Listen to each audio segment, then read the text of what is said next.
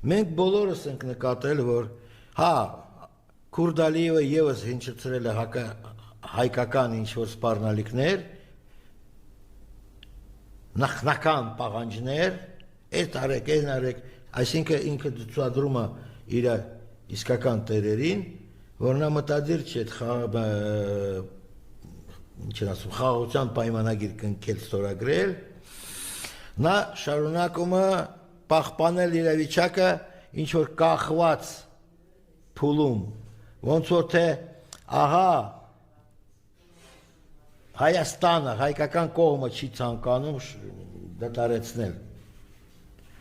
այդ խնդիրը, չէ՞։ Ուզած դա խնդիր է։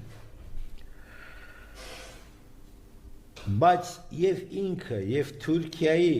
հրեա նախագահ Էրդողանը հիշեցնում եմ, նա